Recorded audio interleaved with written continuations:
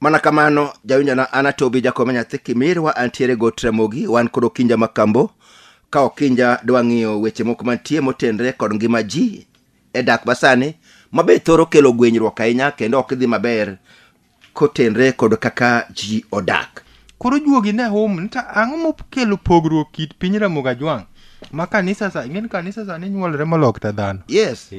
Uchake kawuono ki jogi osepogre. Ng'ato ka ng'ato ber gi gire. Wachake kodi Okinja mare Jakomenya. Urwecha ibe Jakomenya to bare moni bo bare. Koro juogi kane timo nonro mondo kelni juok Ramogi Ajwang' Gotramogi ka gima dhi mbele. To ayudo ni gima kelo pogruok e kanisa en sadaka. Sadaka chiwo otonglo omenda ka sendi injo ko ng'eny en gima jakel pogruok nyinge ng'eny. Koro gima mit nyinge ng'eny chak inyalo yudo kena dila moro be apuoya koro moro be chiewo koro gigi awinjo Okinja juogo golo chika par matayo jadolo gi sadaka. Ingen ber ne kwara Ramogi Ajwang' magintie matene jadolo gi pesa sadaka ma en pesa kanisa. Gini komulo rombe. Omulo jadolo. Ngeni juogi katimo ga nono. Rombo beno nge pesa. To ngeni jadolo ni en jakwat. To rombe ni. Ngeni juogi ka ng'iyo. Omera jopolo jo mariek. Ong'iya le duto. Madi chake jo Kristo. To wacho ni jogo chak na rombo. Rombe ngeno nge wach. Audinre. Makati go wiye to kamigo wiye no modoke. To de ywaye. Ok de yo. Bigole kanyo. Bigole nade? Ni haye gimi wacho ni haye. Okogi ngene rombo ni. Owuondi ndalo mang'eny. Ni sadaka itero ni Nyasaye. Mano golo rombe wa igini. Ne tek. Ti ka rombo chako ng'eyo na dier. Polo Nyasaye tiga go pesa. Koro ngene jadolo ni. Ene mako juogi dwa none gi sadaka. Omiyo nyikwara Ramogi Ajwang' sadaka ni ngeni gigole ga gola to ginge wachni. Koro juogi kawuono dwa gole. Sadaka en chiwo. Chone ngeni wuondo ji ni tere ni Nyasaye to tinde ji oseng'eyo ni Nyasaye ok tiga gi pesi polo. Sadaka osepogo kanise mathoth. Nyikwara Ramogi ng'eyo. Awinji. Sani ka pango ka wasepimo ne. Estate yudo ko timre marach. Chika par nyikwara Ramogi Ajwang' matayi kin jadolo gi sadaka mondo kik koro kanisa pogre. Mawacho ni sadaka ka osegol. Nyaka lande ne jo Kristo. Owuok adi. Kawuono chiwo mar ochopo kama jo Kristo. Ok ng'wana tidhi kode. Ngeni jodolo gi. Ka pesa juoga. Wan ng'eyo. Kete degi kacha. Ngeni macha ber kata kuling'e degi kacha. To juogi nyalo kwane. To mae ing'eni gipondo ni jogi. Iwacho ni gima lwedo makora chwicho gol achamo ok ng'e. Mano no wach mna kikonyo ng'ato to kiland. Lakini sadaka gima nyirombe mogolo. Mano nyaka land. Nyirombe nyaka ng'e gima gigolo. Gige Nyasaye nyaka kete yor ler. Ng'entie jo Kristo moko. Ma pod ong'ega ni to andugu to adada. Gini itere polo. Tieni kibet wuonwa. Sama kuri were. Tineno karombe. Go ginene chaye goyo. Kayambe goyo. Keyboard ywa. Won pesa yaltar. Wange ng'iyo atonga. Ngeno oboladi. Koro gigi. Biro kod Prado. To bolo mana silinga par.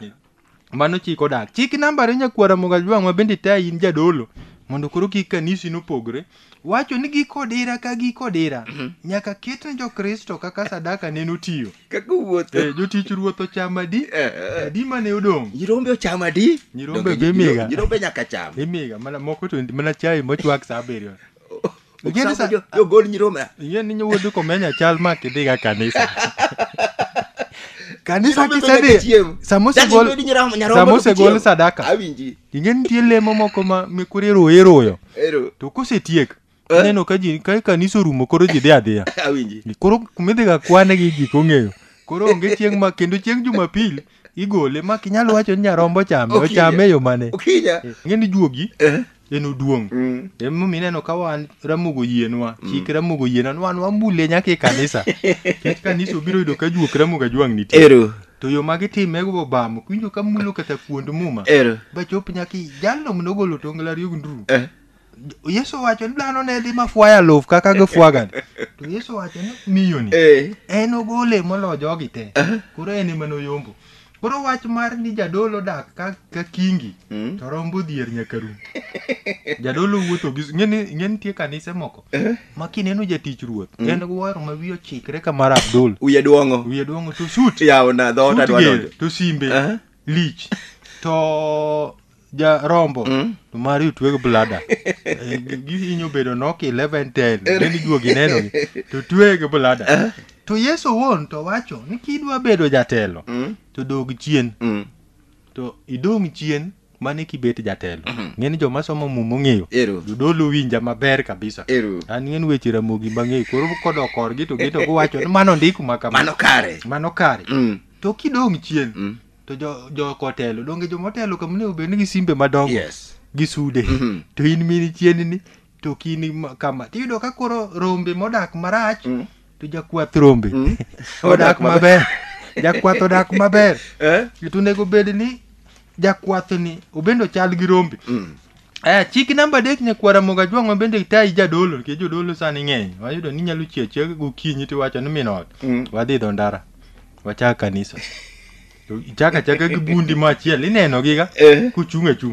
Chik namba 3 wacho ni chieng' machiwo ber. Mond liete gi nyithi kiye nyaka chod ne gimoro. Koro mane kama iwuoye cha. Ruto biri kanisa. Ng'eni ka Ruto ng'eni kodonji kanisa chieng'no kanisa ber. Jodhier be nyaka chodni. Nyaka giyudie makorgi. Ting'eni rombe gi. Kia nonego luongi tane diek ng'eni ber. Ng'eni rombo ni kubiro tinjo gine mag pamo. Okinja dielo chanuka. Diel seke mjeni garo gwari barabara. Iseno diel magaro gwe barabara. Dak gwe. Chanuka merete. Ng'eni momineno kane kochake gi. Koro ng'eni Yesu be nong'igi. Wacho jogan wachak na rombo. Nikech Ruto biri kanisa. To helicopter pito kanisa no. Mana maber chuth. Ting'eni jo rombe gi gine magiwer. Pesa gole bag kineno. Kineno. Rombe gine magiwer to gigo sigala. Nti doki odi monge mogo. Okidi wache na Antan marach. Mai to hingo anono yawa. Miwa uru gimoro. Okung'wana gi ang'wana te wodi kodegi. Rombe ng'en kodhi to wacho. Omera ng'acha nigi pesa. Kaniswa no koro ber. Kanisa gino ber. Kanisa otegno. Otegno. Jadolo motegno. Chik namba 4 ma bende tayo jadolo gi sadaka wacho ni sadaka mogole liel kik ago. Eno dong mag liel gin mag liel. Aywen weg liel yweyo go pi wangi. Tiyudo da jadolo ma wange tek. Ija gato ng'eni oseik ng'eni liel jomoko biro kuseik. Jadolo ng'eni koro wuok ten kata gi mutoka. Pesa to keti but. Awinji. Toro mo ai mama iwe wakie nang'o. Iwe warikie nang'o. Nwakonyre nade. Nto ng'ani dhi adhiya gi sadaka. Gwang' tek. To jogi winjo ka ywak ka nwakonyre nade. Koro wach mak ber kidhi liel to sadaka mochok kori weni weg liel. Jadolo wek kaw gigo ni dhigo. Sadaka mogol liel ikwano kaka eni renje lwet weg liel. Jadolo lunga weg liel. Nitie kanisa moro kama en ahere Lejo Maria. Lejo Maria ni en ing'ene en sadaka kama choke eto kendo jadolo ka kode inyaka go akiani ne en mana mayok manadhiye cha yik montie manadhiye tiego tramo gi ka ba aneno ka jadolo kuluongo ni to koro ere ng'a mochung' ni ginene ne liel to go wacho ni wan wagolo kama to kapo ne en kuri Lejo Maria te to pigi kanisa no kura yiego haya. Chik namba 5 nyakwara moga jwang' bende tayo jadolo gi sadaka wacho ni weche sadaka kik bed mang'eny malo weche Nyasaye altar. Injili ma sadaka. Wan kod od jadolo mokilintol. Onego bed ni ting'o malo. Onego tieke. Wach ni udwa ni mondo watieke. Jadolo onego bed ni semina Mombasa. Ing'eni kanisa emomiyo wa kanisa ma wach sadaka ng'enye moloyo wach Nyasaye. Ka ji odonje sa 2 tiwoga sa 9. 10:30. Pesa goyo mos ne japuonj nergine notho. Pok watieko. Gina sadaka lilo. Pesa rangi mar buko kanisa. Uneno ka korach. Kanisa ni iye kuber. Tich abich jadolo dhi ywago nyawande. Ne uwacho nang'o? Kori winjo ka weche pesa ng'eny ma kori ng'en tinde tamo kata ji dhi lemo kete wich kuot yo Nyasaye ng'en wich kuot mako jomoko. Chik namba 6 nyakwara Muga Juma be ta in jadolo gi sadaka wacho ni pesa sadaka jadolo kik tim go richo.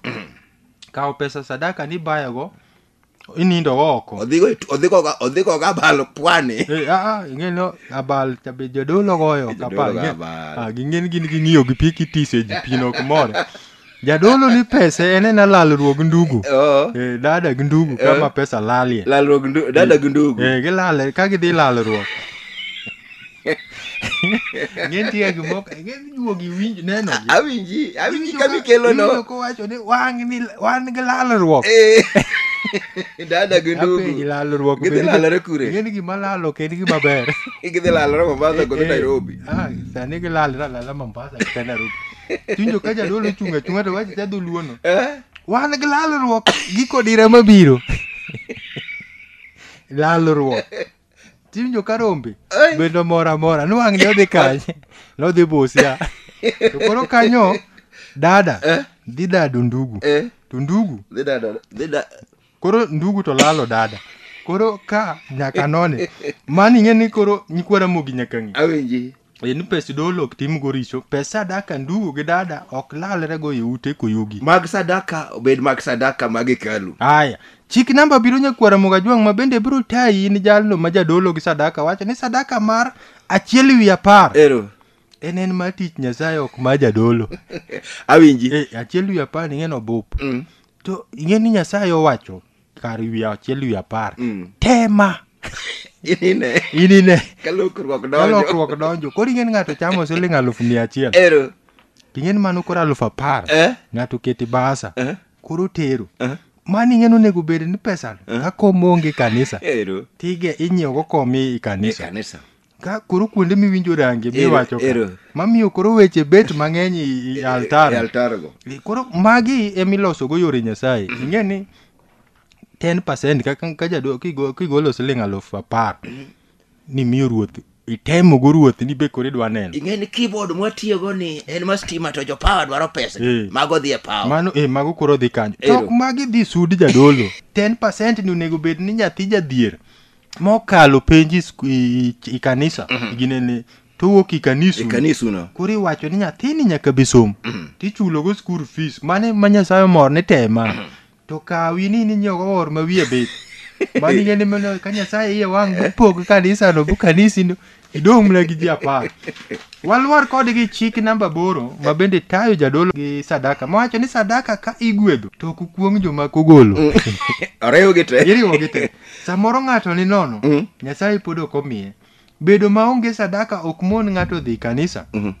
Ng'eni Nyasaye gwedho jomogolo chiwo. Tipare nyaka joma lwetgi ni nono. Kaka jadolo nego wach. Wuora igwedh jogo duto mogolo chiwo. To joma bende alwetgi ni nono. Ichaki pargi ka gibiro.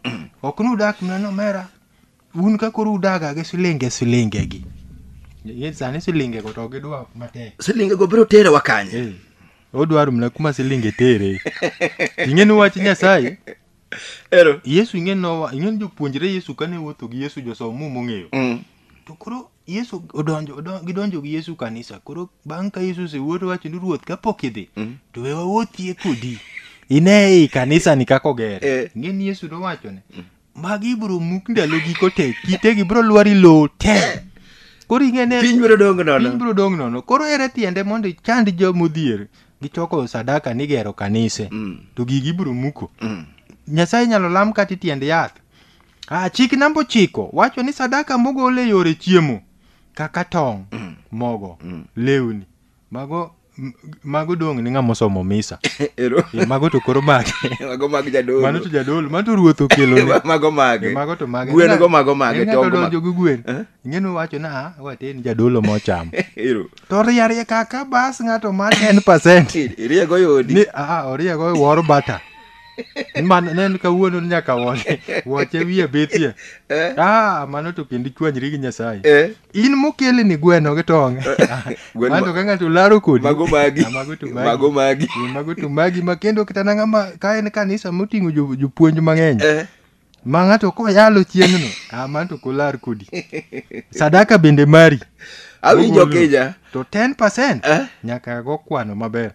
Chik namba 10 motieko go chike gi nyikwara mogi wigot kawacho ni sadaka mogol e yor chiwruok. Kaka golo sim. Lewni. En mama koro poko ka kanisa. Ng'ati ng'enu gola chiwruok.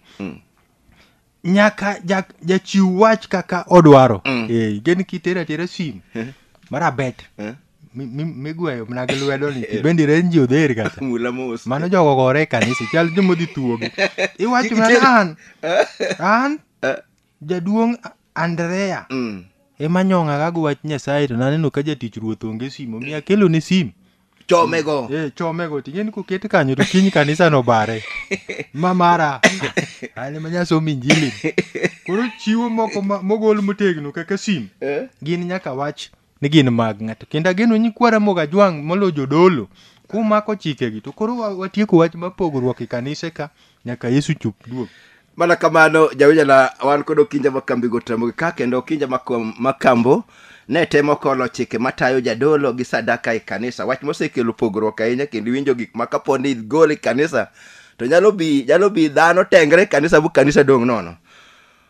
Jogi wacho ni mokwongo jadolo nyaka nene obed jaratiro e mwandu ma kanisa mondo kanisa onino kaka ne Yesu wacho ni odhi omo. Odhi loso kadak obro omo. Jadolo kik bed jatelo, chiege kik bed jakeno, jakom kik bed okewe.